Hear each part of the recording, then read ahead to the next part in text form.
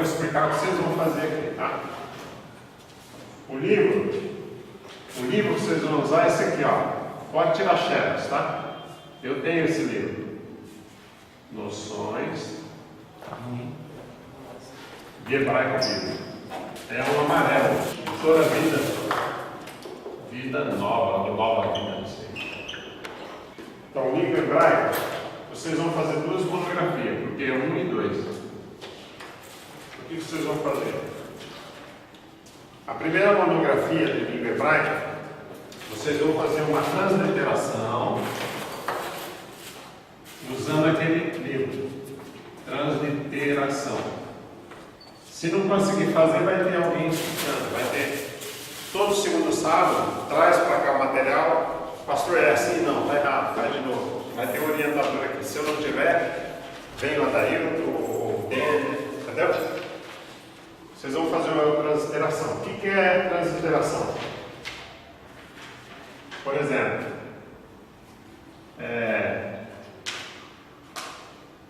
vou botar aqui uma letra do hebraico. Isso aqui é o rei, né? Aqui você vai colocar do lado. E aqui é o rei. Por exemplo, aqui é o Aleph. Então aqui é o A. Entendeu? Aí você vai escrever Aleph. No português ele representa o quê? Representa o A. A transliteração das 22 letras do alfabeto hebraico. Tem nesse livro.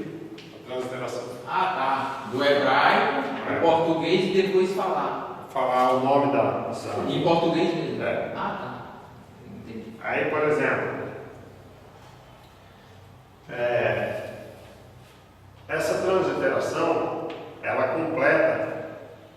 Você vai explicar que o hebraico, ele tem 22 letras, que ele começa, ele escreve de trás para frente, né? Aleph, Bet, Gimel, né? Dalet, né? Então esse é o P que escreve Adonai. O Yud é a menor letra do alfabeto, que é o nosso J, que com ela escreve o nome de Deus e o nome de Jesus. Então, nesse livrinho tem tudo isso. Você vai fazer um trabalhinho pequeno aí, com 4 páginas, 4, 5 páginas. Pode fazer a caneta, pode fazer no computador.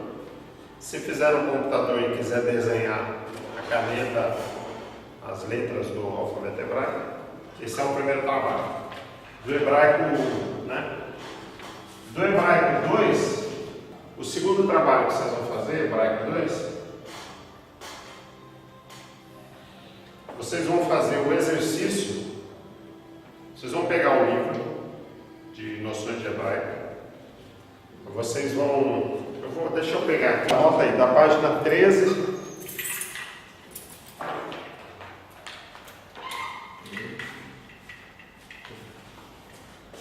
Até a página 29. Tá? Para tirar xerox, você tem que deixar. Tirar xerox só da página 13 até a 29. Aí você dá uma copa para ele, vai dar uma copa para todos vocês, tá? Não tem pressa.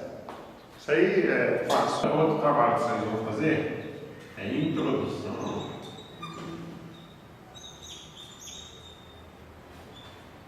à filosofia.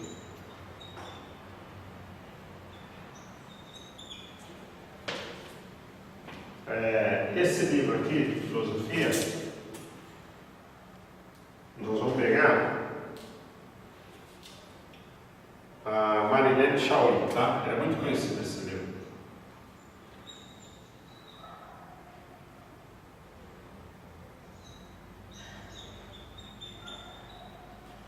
Marilene Shaul é uma professora da Universidade Federal, ela é doutorada, é muito conhecida.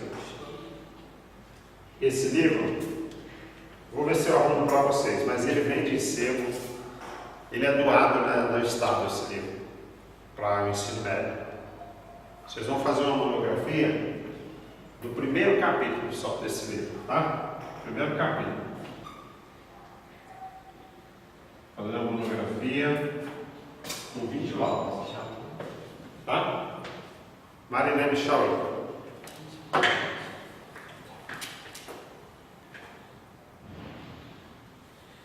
Bom, esse é o terceiro trabalho.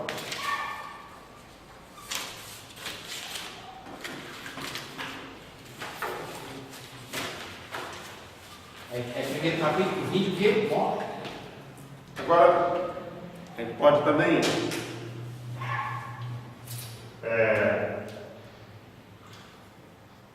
esse trabalho de filosofia, a gente pode simplificar ele também. Porque aí você não fica preso a um livro. Você pode procurar isso aí no Google. Você pode fazer esse trabalho de monografia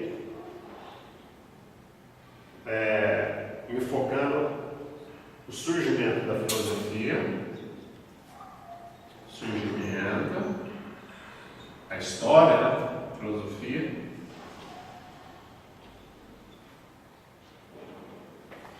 a diferença entre pré-socráticos e pós. Fazer uma diferenciação entre filosofia pré-socrática e pós.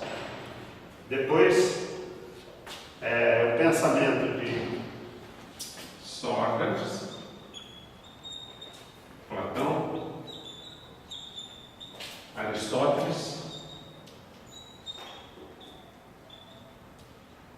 e os primeiros filósofos cristãos.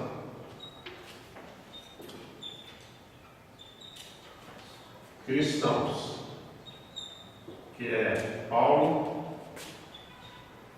João, Novo Testamento.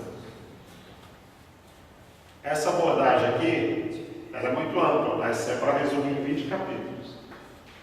Por isso que eu estou pedindo o primeiro capítulo de Marilene Chauí, que aborda a história, como que surgiu a filosofia, né? Então, e, na verdade, a filosofia, ela surgiu de mitos, entendeu? Então, vamos lá. Antigamente, o povo antigo, o povo ignorante, eles falavam assim, eu nasci porque uma galinha teve relação com um elefante há 1 milhão de anos atrás. Aí surgiu a nossa tribo. Era uma forma de contar uma história para responder as perguntas. Como que surgiu a água? A água surgiu porque veio uma pessoa do outro planeta. Então a filosofia surgiu do mito, certo? Agora esses mitos, esse paganismo, esse pensamento antigo, povo antigo, como que esse pensamento começou a desmoronar? Por que esse pensamento mitológico foi desmoronando? Na mesma medida que a filosofia foi surgindo. Os filósofos pré-socráticos, eles eram cientistas. Então eles começavam a perguntar, o homem veio de onde? Veio da água. O outro dizia, não, veio do fogo. O mundo surgiu de onde? Veio da água. Ou veio do fogo, ou veio do ar. Eram perguntas científicas. Essas perguntas científicas eram para desmoronar as crendices, entendeu? Desmoronar o paganismo. Com o tempo, os homens começaram a viajar pelo mundo e eles chegavam, no caso do comércio, os navios começaram a viajar pelo mundo todo e passar por aquelas regiões onde eles diziam que tinha acontecido tal coisa. E era provado pelos viajantes que aquilo era tudo mentira. Então começava a desmoronar aquelas mitologias. Então os filósofos pré-socráticos perguntam pelo mundo.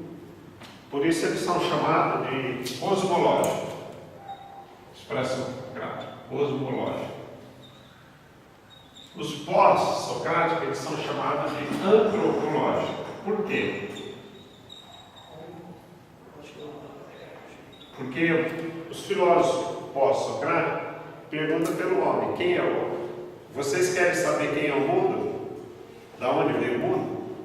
Mas vocês não sabem nem quem é vocês. Por isso que a filosofia, ela divide em duas partes: pensamento, área de estudo. O macro-universo. O que é o macro-universo? É o todo, né? Planetas. Existem mais de 180 bilhões de galáxias, onde as lunetas já conseguiram identificar mais de 180 bilhões de galáxias. Uma galáxia tem bilhões de sóis, pode ter bilhões de sóis. O sistema solar pertence a uma galáxia. E o sistema solar tem 9 planetas. Eu ouvi dizer que tem 11 agora. Aumentou O Brasil está dentro de um planeta. Esse planeta pertence a um sistema solar. E esse sistema solar, ele pertence a uma galáxia, que é a Via Láctea. E existem milhões de galáxias. Então a filosofia pergunta por esse todo, esse macro-universo. Mas a filosofia pergunta pelo micro-universo. Quem é o micro-universo? É o ser humano, segundo a filosofia. Ele é tão complexo quanto o universo, que tem bilhões de galáxias. Então Sócrates, ele é chamado de pai da filosofia por quê? Ele divide os pensadores pré-socrático, cosmológico, com os antropológicos. Então Sócrates diz: primeiro você tem que conhecer você. Como você vai conhecer o universo? Você não sabe nada nem de você. Então Sócrates, ele vai perguntar: quem é o ser humano? Da onde nós viemos? Para onde nós vamos? Só que Sócrates, ele é um filósofo, um pensador que ele usa o método de ensino através de perguntas. Por quê?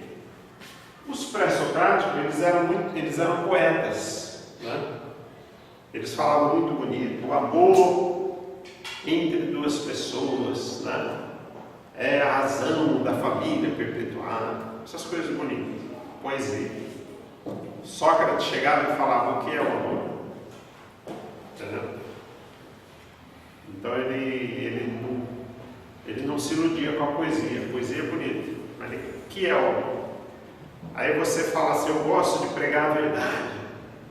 Aí Sócrates entrava e falava: o que é a verdade? Você vê que tem um imperador que usa Sócrates. E ele conversando com Jesus, porque quando Jesus veio ao mundo era a cultura grego-romana. E Jesus, ele fala assim: quem é você? Você é o rei? Ele falou: eu sou o rei. Tu dizes: eu vim ao mundo para dar testemunho da verdade. Aí Pilatos pergunta para ele: o que é a verdade? Aí ele socratiza. É uma ironia a pergunta de Sócrates, porque ela é irônica. Ela contrapõe o sistema político da época e ela não aceita aquilo que é colocado. Ele tem um senso crítico muito forte de perguntar: o que é isso que você está falando? Você tem certeza disso que você está falando? Aí você falava para ele: eu também não sei o que é a verdade. E você sabe, Sócrates? Aí ele falava: eu também não sei, eu estou procurando. Estou procurando. Igual Diógenes. Diógenes está com a lanterna na mão, anda correndo na rua que nem um maluco. Aí os caras: o que você está fazendo com essa lanterna na mão? Lamparina, correndo na cidade de noite procurando. Eu estou procurando. O que você está procurando? Estou procurando um homem de caráter. Está difícil de encontrar. Então a filosofia trabalha com questionamento, né? O que é a vida? O que é a preguiça? O que é a sabedoria? O que é a inteligência? Por isso que Sócrates, ele vai para as universidades fazer essas perguntas. Aí ele é expulso das universidades. Ele vai combater os professores com perguntas. Aí ele é acusado de corromper os jovens na Grécia. Porque ele cria um grupo de jovens questionador, que questiona o governo político da época, né? Naquela época já existia na Grécia o Senado. Quem inventou o Senado? Foi na Grécia e em Roma. Foi criado os 3 poderes: judiciário, legislativo e executivo. Foi criado nessa época. na cultura grego-romana, entendeu? Então Sócrates ele foi perseguido e ele foi processado pelo rei da época, né, na Grécia. E a acusação é que ele estava pervertindo jovens, que os jovens faziam muita pergunta e não aceitavam o que era imposto pelo governo. Então falaram para ele, se ele abrisse mão de tudo que ele tinha falado e parasse de filosofar, ele não ia morrer. Aí ele falou, eu não posso parar, eu vou continuar, eu prefiro morrer a deixar de filosofar. Então o imperador dá cicuta para ele. E ele bebe cicuta.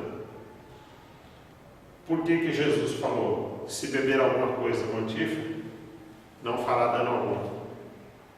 Porque naquela época os imperadores romanos e gregos, eles iam condenar uma pessoa que matou alguém, roubou, e não tinha testemunha. E eles não conseguiam condenar, porque não tinha prova que a pessoa tinha matado. Aí quando esgotava o recurso jurídico, não tinha testemunha, não tinha prova, mas tinha fortes indícios que ele tinha matado. O que o imperador fazia? Dava um veneno. Eles eram supersticiosos, o veneno mortal, né, fatal. Aí ele falou, vou te dar veneno. Se você for inocente, seu Deus vai te livrar do veneno. Então era a prova de fogo. Então aí Sócrates passa por esse tipo de julgamento. Ele fala, eu prefiro beber o veneno do que deixar de filosofar. Então ele bebe cicuta e morre. Sócrates nunca escreveu nada. Tem pregador que fala, os livros de Sócrates não são maiores que a Bíblia. Mas Sócrates nunca teve livro nenhum. Quem escreveu o livro?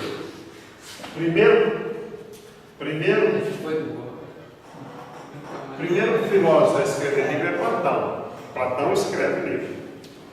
Por quê? Platão ele é professor de Sócrates. Sócrates tinha morrido, aí ficou que pena, né? Um cara igual Sócrates, o maior pensador do mundo, morreu e ele não escreveu nada. Aí que Platão preocupa, tá vendo? Tem que escrever. Sócrates foi uma sumidade, mas nada ele deixou escrito. Ele foi o maior cabeça pensante. E então eu vou escrever agora. Tudo que Sócrates me ensinou, eu vou começar a escrever. E Platão começa a escrever tudo sobre Sócrates, que ele aprendeu. Mas o próprio Sócrates, e tudo que temos foi porque Platão escreveu, porque ele não escreveu nada. Só que Platão ele usa um outro método, diferente de Sócrates. Sócrates usa, por quê? Por quê? Né? E Platão ele vai usar um termo que nós chamamos de a dialética de Platão, que é a tese, antítese e síntese. Platão ele diz o seguinte, que tudo que você vê é fonte de engano. Por exemplo, esse pedestal é bonito, mas se você estudar de onde ele veio, você vai achar alguma enganação, alguma mentira, alguma safadeza. Por exemplo, Ferrari é uma propaganda linda na televisão. Era antigamente, o cara fumando lá, Hollywood no Ferrari, né? Mas depois descobriram que a fábrica da Ferrari, há um tempo atrás, foi aberta uma CPI contra ela, que ela praticava a maior lavagem de dinheiro naquele país, na fábrica da Ferrari. Então Sócrates falava assim, é muito bonito, por exemplo, a Ferrari é muito bonita, Platão dizia, mas o que está por trás dela? Como é movimentado o dinheiro dessa indústria? Aí você tem safadeza, tem corrupção. Então Platão dizia assim, tudo que é bonito, tudo que você vê olhos nus, pode ser fonte de erro, engano e dissimulação. Você tem que pesquisar o que está por trás da beleza, que a beleza ela engana e aparente. E a Bíblia tem muitos versículos que têm uma conotação platônica. Paulo diz assim, não olheis para as coisas que se veem, mas as coisas que se não veem. Porque as coisas que se veem são passageiras, e as coisas que se não veem são eternas. Então Platão falava assim, não se engana por nada que é belo, nada que é bonito. Procure buscar a beleza que está por trás da beleza. E como eu faço isso, professor? Aí Platão ensinava, através do mundo das ideias, que é a tese, Né? O que é a tese? A tese, o Dene levanta uma teoria dele aqui. Né? Ele fala que o mundo vai acabar em 2020. Aí chega o Elinaldo e lança a antítese. Entendeu? Antítese. O Elinaldo diz que o Dene está completamente equivocado, está maluco, que não vai acabar em 2020 e que o mundo não vai nem acabar. Entendeu? Aí, aí entra o Samuel e diz assim, olha, Celso Samuel, né? Ele vai fazer uma síntese, entendeu? Ele vai falar, olha, o dele não está totalmente errado nem totalmente certo. Ele já vai começar a relativizar as coisas. E ele vai dizer, olha, tem pontos que o dele está certo, mas tem pontos que o Elinaldo está errado também. Tem pontos que o Elinaldo está certo. Aí quais são esses pontos? O que faz a síntese vai pegar todos os pontos, os prós e os contras, e ele vai abrir um leque de mundo de ideias, vai abrir um horizonte que você nunca tinha percebido. E esse horizonte, ele só é aberto através. Por quê? O Dene tentou fazer uma tese, ele estudou muito para fazer essa tese. O Elinaldo, quando após, foi totalmente contra essa tese, não é assim. Né? Aí veio o Celso Samuel, fez uma somatória de pensamentos do Dene, junto com desse aqui, né? Deu uma peneirada e chegou a alguma conclusão, mas mesmo que não tenha chegado a conclusão nenhuma, você está filosofando, porque a filosofia, ninguém aprende filosofia. Você aprende a filosofar, mas ninguém aprende filosofia. Porque a filosofia, ela se propõe, hoje principalmente, que não é uma filosofia intelectual, é prática. Filosofia intelectual do século XIX e XX. Hoje a filosofia se propõe a fazer o ser humano ser mais feliz. Ela sempre se propôs a isso. Hoje a filosofia era mais prática. Por exemplo, nós temos um pensamento que nós temos na Bíblia. Nós temos o epicurismo e o estoicismo.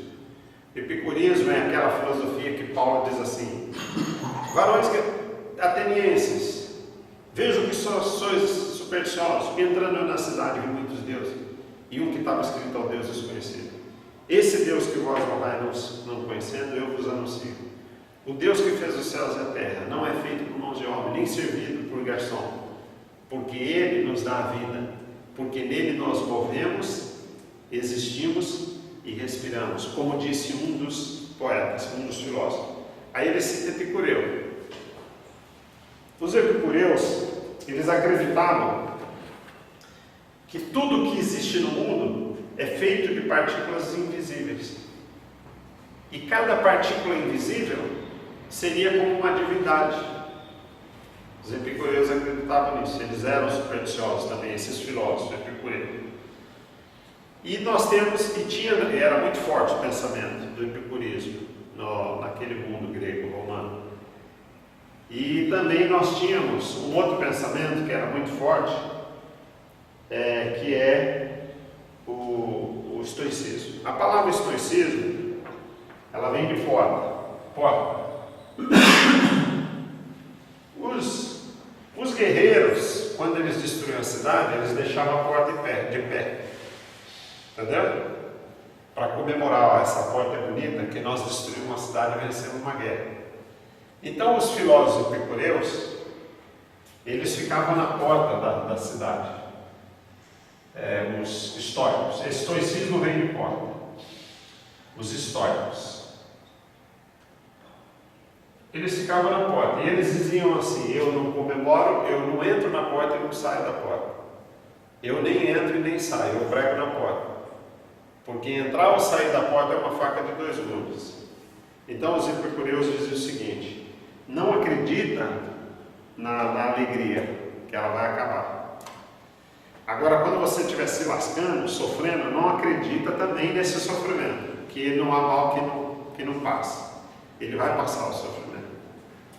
Então o estoicismo, o que ele prega? O segredo da felicidade é quando você estiver muito alegre, muito eloquente, com muita expectativa, não acredite nisso, isso vai acabar. E quando você estiver muito angustiado, muito triste, não acredite também nisso, que isso vai passar, vai voltar a alegria depois. Então o estoicismo prega que o segredo da felicidade é não manter expectativa muito distante de realidade. Não que você tem que ser pessimista, mas o estoicismo pregava isso, não manter expectativa muito longe da felicidade.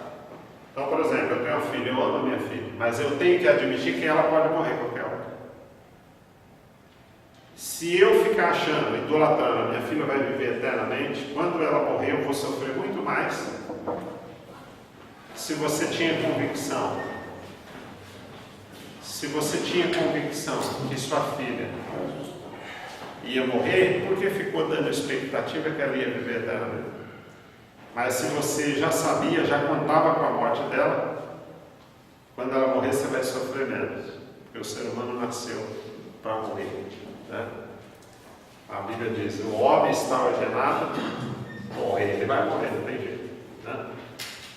E mesmo Adão pecou, mas Deus já sabia que o homem ia pecar, e Deus sabia que o homem ia morrer, e já estava no plano de Deus o homem morrer, porque o cordeiro foi planejado desde a fundação do mundo. Então a filosofia se propõe isso, fazer as pessoas felizes, entendeu? Então Sócrates, ele é o pai desse grande pensamento que vai influenciar todos esses pensadores. Platão, ele vai pregar uma parábola que a gente chama de mito da caverna de Platão. Eu já falei nisso na sala de aula, aqui na aula do Novo Testamento, mas vou falar rapidinho. Ele fala que os homens estão dentro da caverna, acorrentados, e um daqueles homens quebra a corrente e sai da caverna. Ele fala que a caverna é o mundo que nós vivemos.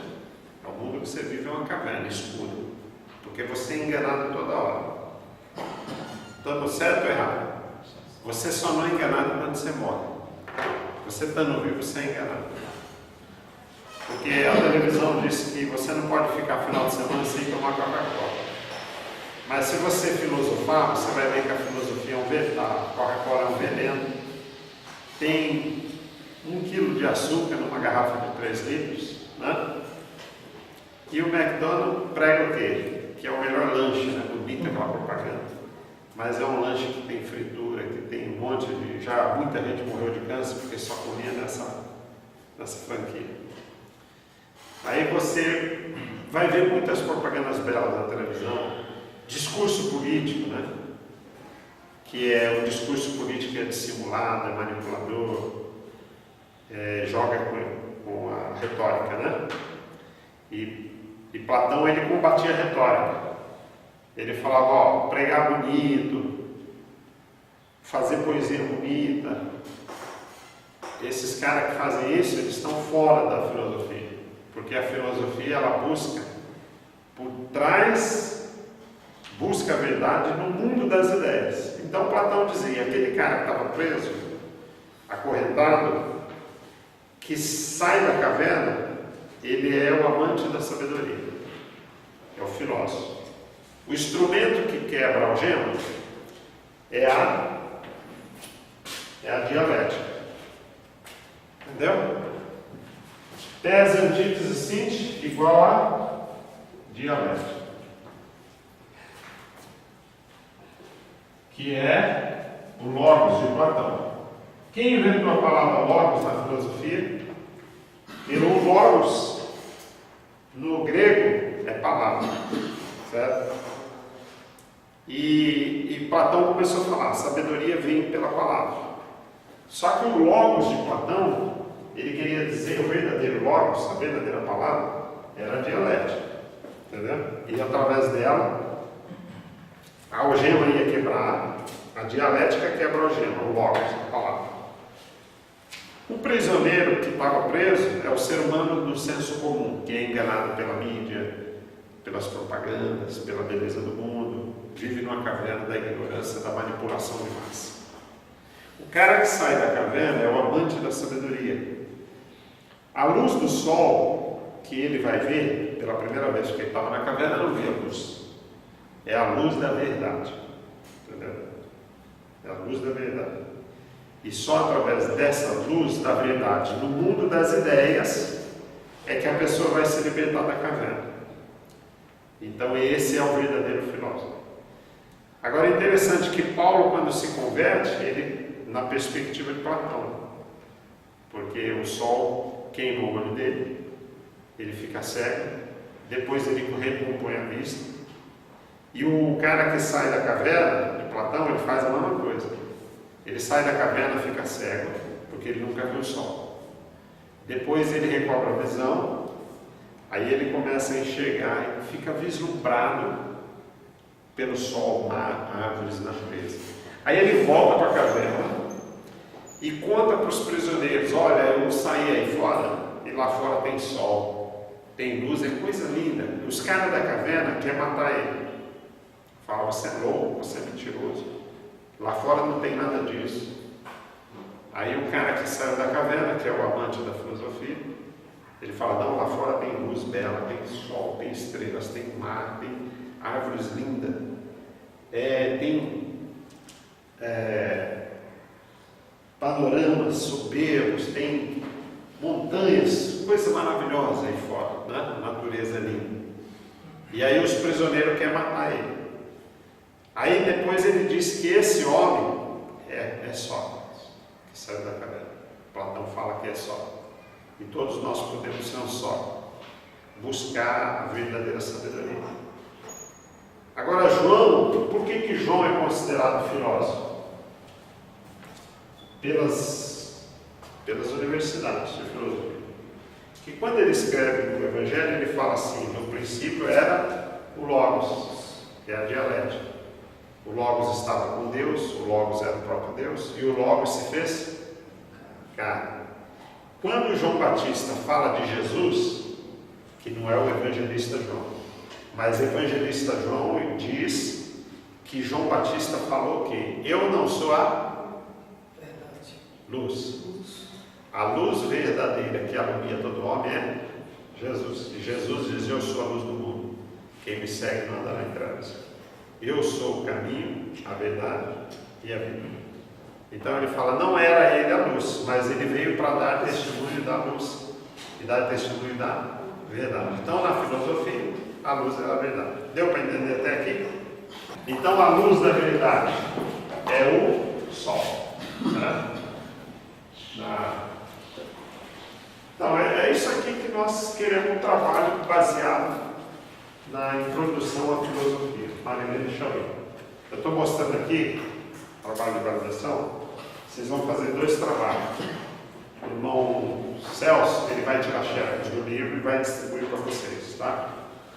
Vocês vão fazer o exercício no livro até a página 29.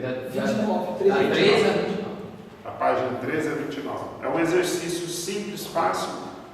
Fazer a transliteração do hebraico, que é Aleph, Bet, Gimel, Dalet, He, Vav, Zai, Het, Tet, Yod, Kaf, Lam, Mim, Nun, San, Kai, Pen, Saber, Gof, Re, Shin, Tal. As 22 letras do alfabeto hebraico, vocês vão fazer a transliteração, que é facinho. E o exercício eu coloquei até a página 29, né? Porque até a 29 é facinho, tá? Depois da página 30 já fica mais difícil, então eu estou aliviando vocês, tá? E esse exercício faz a caneta, faz a lápis ou a caneta e entrega esse trabalho. Então aqui nós já temos 3 matérias aqui, nós estamos eliminando. Se vocês trouxerem na próxima aula, daqui a um mês, o segundo sábado, esses 3 trabalhos prontos, você já eliminou 3 matérias. Nós temos 12 matérias para eliminar nessa validação dessa matéria. Então vocês vão fazer um trabalho que é língua hebraica 1 e língua hebraica 2. Tá?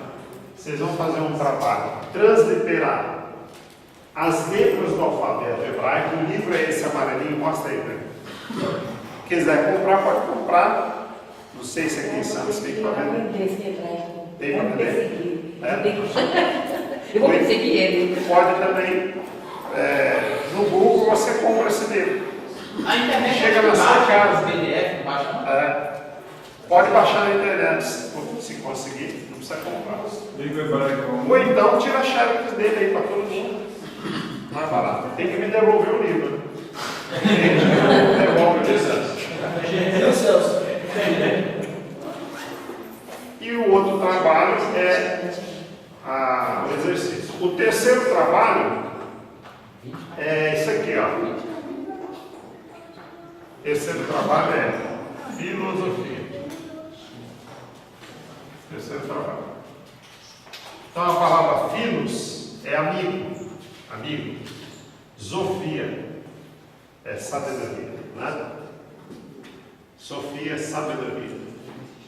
Então eu quero que nesse trabalho de filosofia, você pode usar o livro Introdução à Filosofia de Marilene Chauí. Primeiro capítulo do livro, fazer uma monografia de 20 páginas, abordando esses temas. Como surgiu a filosofia, surgimento da história, o pensamento dos pré-socráticos e o pensamento dos pós-socráticos. Por quê? Pré-socrático é o cosmológico, perguntavam pelo mundo, de onde veio o mundo, de onde veio o universo, pré-socrático. Os pós-socráticos perguntavam pelo ser humano. Quem é o ser humano? De onde ele veio? Por que do ser humano? Para onde que ele vai? Né? Quem é a Bíblia faz filosofia. Né? Quem é o homem para que se lembre dele? Né?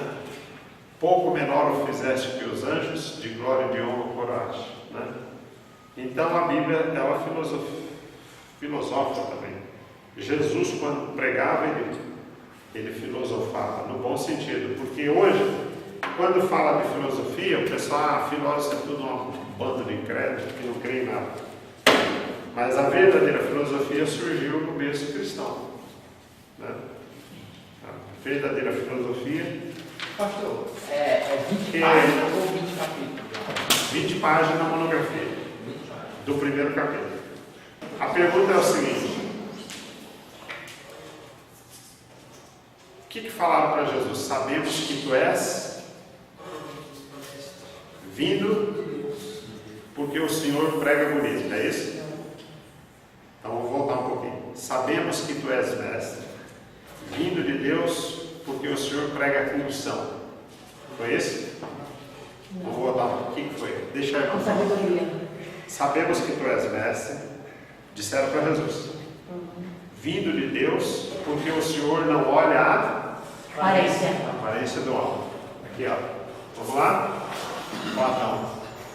Não se engane com a aparência. Tudo que você vê de belo, de bonito, pode ser fonte de erro, engano e dissimulação. Procura saber o que está por trás do palco, o que está por trás dos discursos políticos e até das mensagens de culto. Um senso crítico para saber se aquela mensagem está a serviço do interesse do reino de Deus ou interesse de corporações, de política ou da própria igreja. Nem sempre é o interesse do crescimento do reino de Deus. Então Platão, ele falava muito isso, da aparência, olhar para a coisa bela. E os rabinos chegam para Jesus e falam: sabemos que tu és mestre de verdade, porque o Senhor não olha a aparência do homem, não olha para a beleza, nem para o bigode, nem para a careca, para o óculos. O Senhor conhece lá dentro, né? Consegue dissecar o interior de tudo. É um verdadeiro sábio. Então o sábio não é aquele que fala bonito, mas o sábio é aquele que consegue ver além do que é belo. Ele consegue ver através do mundo das ideias, fazendo o que? A tese, antítese, o que o Dene começou, mas não terminou, e depois veio veio o Rinaldo e tentou contrapor o Dene, dizer que o Dene estava totalmente errado. Depois veio o Celso e falou: não, tem alguma coisa aí que ele falou, tem razão. Vamos pesar os pós e os contras, mas o Erinaldo também, não que ele quer ser um político, né? Mas faz a vontade dos dois e ele vai tentar ver os dois lados, né? Porque às vezes uma pessoa chega e fala mal da outra, né? Aí você já fica... Por exemplo, eu não conheço o Rubens, por exemplo. Aí o Erinaldo chega e desce o pau no Rubens para mim. E eu nunca vi o Rubens, só vi ele uma vez na igreja, um exemplo. Aí eu já pego bronca do Rubens, porque o Erinaldo fez minha cabeça. Mas se eu for inteligente, se eu fizer tese, antítese e síntese, eu vou começar a conversar com o Rubens e pegar amizade com ele. Daqui um mês, eu vou chegar a uma conclusão. Peraí, eu convivi um mês com o Rubens. O Rubens nunca falou mal do Erinaldo. E eu convivi com o Erinaldo uma semana, ele já falou mal do Rubens. Quem que é pior, o Rubens ou o Erinaldo? Entendeu? Então isso aqui é tese, antítese e síntese. Entendeu? Então sabemos que tu és mestre, porque o Senhor não olha pela beleza aparente, que a maioria é levada e enganada pela beleza. Mas o Senhor faz a tese, a antítese, a síntese, que é a dialética. Aí João, quando escreve, ele fala que Jesus é essa dialética. O Logos estava com Deus, o Logos era o próprio Deus, ele é a verdade, né? E o Logos se fez carne, habitou entre nós, vimos a sua glória, cheio de graça e poder. Amém?